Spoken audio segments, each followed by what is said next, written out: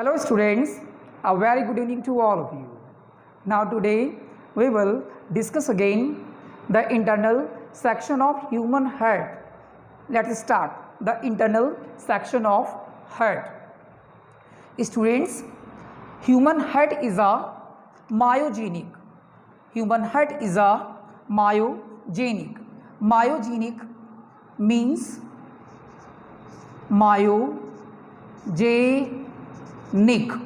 Myogenic means होता है कि ऐसे हर्ट्स जिनका ऑरिजिनेशंस मसल से हो, और ये जो मसल्स होती हैं और इन मसल्स में सेल्फ इम्पल्स को जनरेट करने का पावर होता है, तो इस टाइप के हर्ट्स को हम बोलेंगे मायोजेनिक हर्ट। और ये मायोजेनिक हर्ट जो होते हैं मेनली ये हायर वर्टिब्रेट्स में और कुछ हमारे मोलस्कास में पाए जाते हैं। तो अब हम यहाँ से हम देखेंगे कि ह्यूमन हार्ट का जो इंटरनल सेक्शन है और इसमें कौन कौन से पार्ट्स होंगे और हार्ट हमारा कैसे फंक्शन करता है। Student, yesterday I had told you human heart composed of some special type of muscles. This muscle is known as cardiac muscles. तो कार्डियक मसल्स से ह्यूमन हार्ट जो होता है बना होता है, और ये मसल जो होती हैं एम्ब्रियोनिक डेवलपमेंट के समय एक बार अपना काम करना स्टार्ट करती हैं तो मरने के बाद ही अपना काम करना बंद कर देती हैं। तो कार्डियक मसल्स का जो स्ट्रक्चर होगा वो वॉलेंट्री रहता है। Cardiac muscles structure is voluntary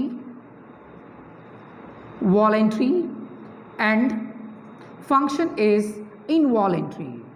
voluntary means होता है कि जिस पर हम अपनी विल पावर को कंट्रोल कर सकें, और इनवॉलेंट्री मीन्स होता है कि जिस पर हम अपनी विल पावर को कंट्रोल ना कर सके। तो ऐसे टर्म्स हम इसमें यूज़ करेंगे। कहने का मीन्स है कि ह्यूमन की हार्ट में जो मसल्स होती हैं वो कार्डियक मसल्स हैं, और कार्डियक मसल जो है ये एम्ब्रियोनिक डेवलपमेंट के समय एक बार अपना काम करना स्टार्ट करेंगे तो मरने के बाद ही वो अपना काम करना बंद कर देती हैं। ऐसी मसल्स का जो स्ट्रक्चर होगा वॉलेंट्री होगा एंड इनका जो फंक्शन होगा वो इनवॉलेंट्री होगा। ये मसल्स बिना थके बिना रुके जीवन भर एक रिदमिक कॉन्ट्रैक्शन की तरह अपना काम करना करती रहती है, और करते करते लास्ट में क्या होता है कि इनकी जो मसल्स होती हैं उनका एक्टिवेशन पावर जो होता है वो डीएक्टिवेट हो जाता है। आगे अब हम इसमें जानेंगे कि हार्ट में कितने चैम्बर्स हैं, कौन कौन से चैम्बर्स में कैसे होता है। Human heart is a hollow like and muscular organ which consists of 4 chambers. Its chamber is known as auricles. Auricle is formed from the anterior part of the heart. Look at here.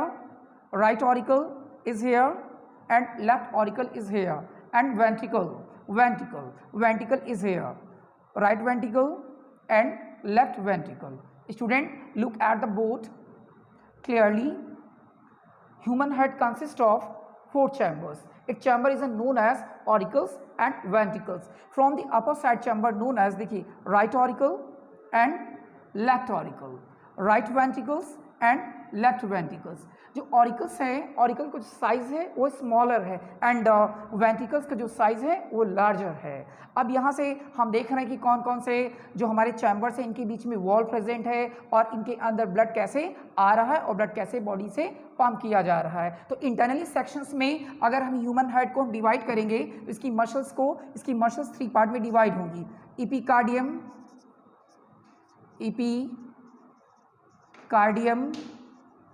epicardium externally, middle from myocardium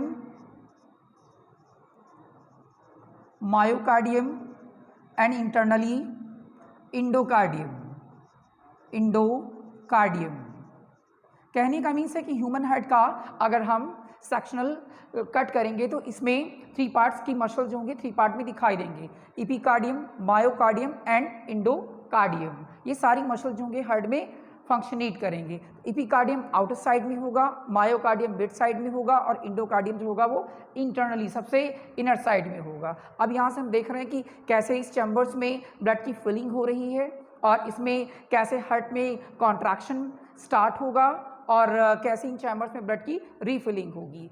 firstly देखिए superior vena cava, superior vena cava, superior vena cava is the largest when in the human body. Superior vena cava जो होती है body के जितने भी हमारे upper side के organ से वहाँ से डीऑक्सीजनेट ब्लड को ये कलेक्ट कर देती है। Deoxygenate means impure blood. तो हमारी बॉडी के जितने भी अपर साइड के ऑर्गन से जैसे हेड हो गया, नेक हो गया एंड शोल्डर्स हो गया, वहाँ का जितना भी इम्प्योर ब्लड होगा वो सुपीरियर वेना केवा जो होती है इसको कलेक्ट करके सीधे इसको राइट ऑरिकल्स के अंदर लाती है। देन इसके बाद में नीचे देखिए लोअर पोर्शन में इन्फीरियर वेना कावा। तो इन्फीरियर वेना कावा जो होती है बॉडी के लोअर साइड के जितने भी ऑर्गन है वहाँ से इम्प्योर ब्लड को कलेक्ट करके सीधे ये राइट ऑरिकल्स के अंदर लाती है। कहने का मीन्स यहाँ पर ये बनता है कि superior vena cava and inferior vena cava दोनों वेना कावा जो होती है वो राइट ऑरिकल्स में आके ओपन हो जाती हैं। अब हमें ये भी याद रखना कि कौन कौन से वॉल कहाँ पे प्रेजेंट हैं। Student superior vena cava, superior vena cava के पास में कोई वॉल नहीं होता है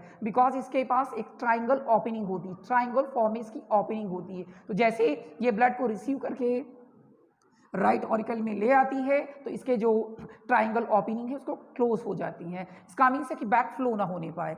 इन्फीरियर वेना केवा के पास वॉल प्रेजेंट है और इस वॉल का नाम होगा Eustachian wall. Eustachian wall is present inferior vena cava. तो दोनों जो हमारी superior vena cava and inferior vena cava तो ये दोनों की ओपनिंग जो है राइट ऑरिकल्स में है। तो ये अपर साइड बॉडी के अपर साइड के जितने भी ऑर्गन्स हैं वहाँ से इम्प्योर ब्लड को कलेक्ट करके सीधे राइट ऑरिकल्स में लाती है। देन इसके बाद में इन्फीरियर वेना कावा ये लोअर पोर्शन बॉडी के जितने भी ऑर्गन्स हैं वहाँ से इम्प्योर ब्लड को कलेक्ट करके राइट ऑरिकल्स में लाती है। देखिए right auricle and right ventricles, right auricle and right ventricles. तो राइट ऑरिकल और राइट वेंट्रिकल्स के बीच में एक वॉल प्रेजेंट है। तो ये जो वॉल है इस वॉल का नाम होगा tricuspid valve. Tricuspid valve, tricuspid valve is present between the right auricle and right ventricles. ये वॉल जो है जैसे इसमें ब्लड आएगा राइट ऑरिकल्स में तो ये वॉल खुलेगा और ब्लड सीधे हमारा जो होगा वो राइट वेंट्रिकल्स में आ जाएगा और राइट वेंट्रिकल से सीधे ब्लड जो होगा ऑक्सीजनेशन प्रोसेस के लिए लंग्स में भेज दिया जाएगा। तो लंग्स में ऑक्सीजनेशन प्रोसेस में भेजने के लिए ये यहाँ पर देखिए यहाँ से अराइजिंग कर रही है, arising here in this type, arising here pulmonary artery. तो पल्मोनरी एट्री के पास भी एक वॉल प्रेजेंट है।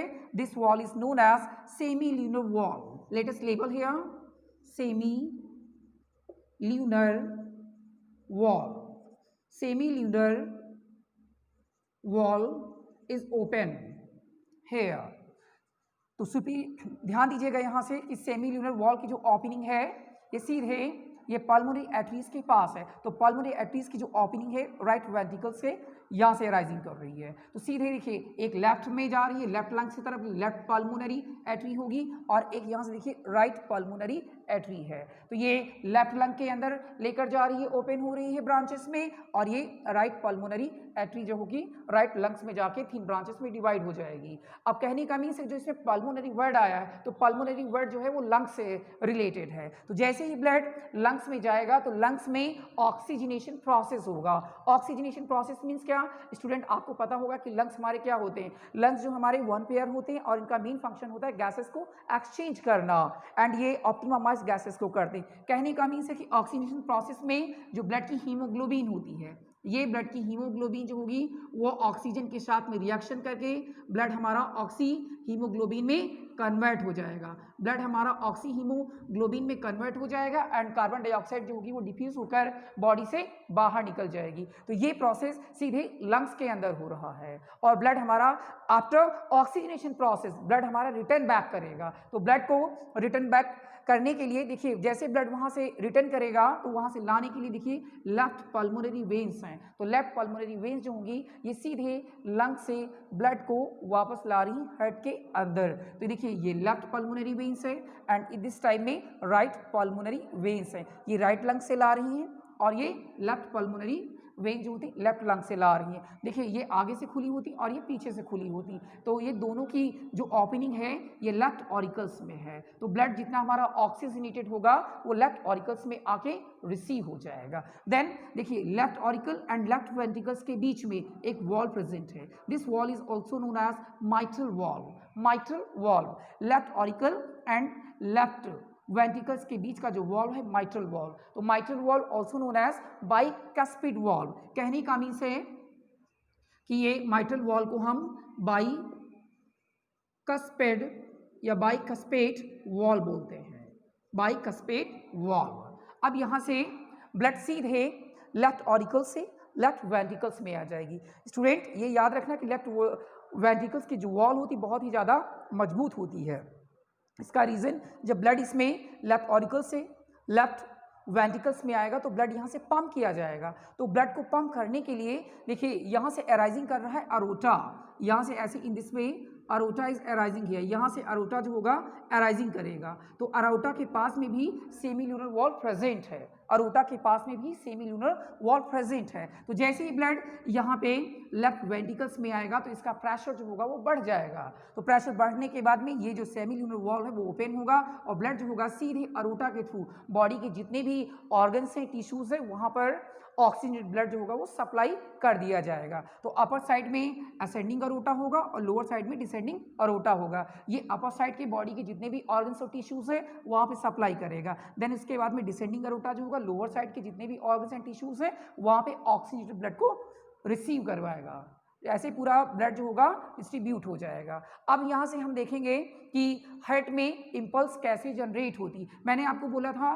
कि ह्यूमन हार्ट जो होता है हमारा मायोजेनिक होता है। मायोजेनिक मीन्स क्या कि ऐसे हार्ट जिनकी मसल्स के पास इम्पल्स को जनरेट करने का सेल्फ पावर हो, तो इस टाइप का हार्ट जो होता है वो मायोजेनिक कहलाता है। तो मायोजेनिक जो हार्ट होते हैं ये मेनली हायर वर्टिब्रेट्स में एंड कुछ मोलस्कास में प्रेजेंट होते हैं। अब यहाँ से हम देखेंगे कि हार्ट में हमारी इम्पल्स कैसे जनरेट होती है। स्टूडेंट यहाँ ध्यान दीजिएगा, सुपीरियर वेना कावा, तो सुपीरियर वेना कावा के जस्ट नीचे यहाँ पर देखिए एक नोडल टिश्यू प्रेजेंट हुआ है। This nodal tissues are known as sino auricular node, sino auricular node. तो ये जो साइनो ऑरिक्यूलर नोड है यहाँ पर प्रेजेंट है राइट ऑरिकल्स में।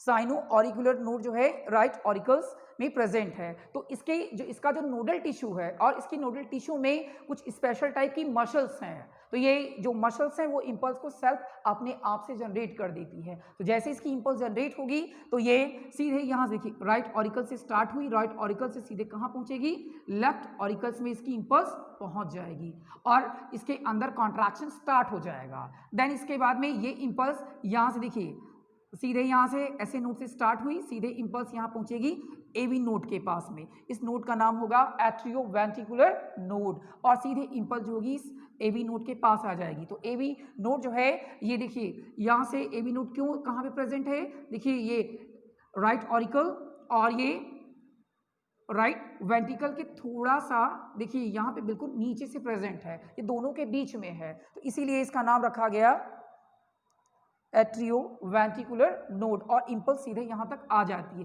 फिर जैसे ही यहाँ से अराइजिंग होगी तो ये दो ब्रांचेस में डिवाइड हो जाएगा। देखिए दो यहाँ से ब्रांचेस निकल रही हैं और एक लेफ्ट साइड की तरफ जा रही और दूसरी जो होगी वो राइट साइड में आ रही है और राइट साइड में आने के बाद में लेफ्ट साइड में आने के बाद में ये फाइन ब्रांचेस में डिवाइड हो रही है। तो इसकी जो ब्रांचेस हैं इन ब्रांचेस को हम बोलेंगे purkinje fibres. This branches is known as purkinje fibres. तो इम्पल्स सीधे हमारी बंडल ऑफ हिस्से आने के बाद में सीधे एक लेफ्ट साइड में पूरी चली जाएगी, फिर उसके बाद में राइट साइड में। तो हमारे हार्ट के जितने भी चैम्बर्स होंगे वो फंक्शनेट हो जाएंगे। अब यहाँ से हम देखेंगे कि हार्ट की इम्पल्स जनरेट हो चुकी है। अब इसमें ब्लड पंपिंग किया जा रहा है और ब्लड जो होता है वो रिसीविंग किया जा रहा है। अब यहाँ से contraction and relaxation. Contraction means क्या होता है, कॉन्ट्रैक्शन मीन्स है कि ब्लड के जितना ब्लड इन चैम्बर्स के अंदर भरा हुआ है वो पंप किया जाएगा। तो ये इस प्रोसेस को हम बोलते हैं सिस्टोल। तो जितने चैम्बर्स हैं सबके अंदर ब्लड की फिलिंग हुई है, अब ब्लड को पंप करना है।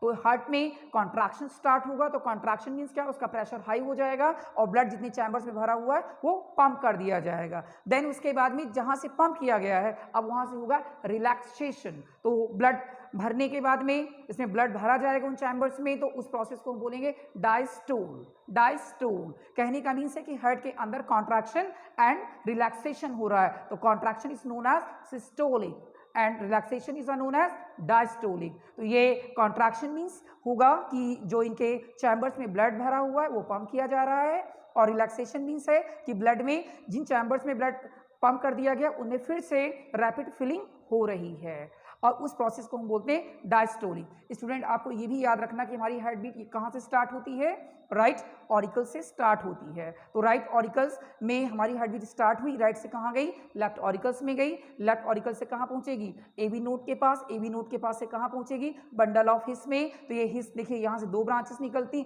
एक लेफ्ट साइड में चली जाती और दूसरी राइट साइड में चली जाती और ये फाइन ब्रांचेस में डिवाइड हो जाते हैं और इन ब्रांचेस का नाम होगा पर्किंजे फाइबर। स्टूडेंट एक चीज और याद रखना कि हार्ट बीट क्या होती है, हार्ट बीट क्या होती है। तो मैं आपको हार्ट बीट के बारे में बता रहा हूं कि it is the rhythmic contraction and relaxation of the heart chamber is known as the heartbeat.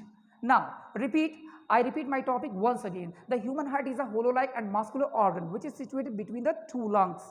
Mostly part is situated in the left lung side and some part is also situated in the right lung side. The heart is composed of some special type of muscle. This muscle is known as cardiac muscles. Its structure is voluntary and function is involuntary.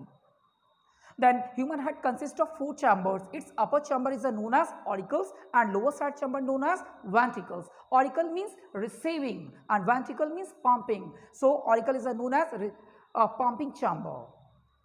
Auricle is known as receiving chamber and ventricle is known as pumping chamber. Students, if you persist any problem, you have to contact me. You will see my video 2 and 3 times. Thank you, bye bye and take care.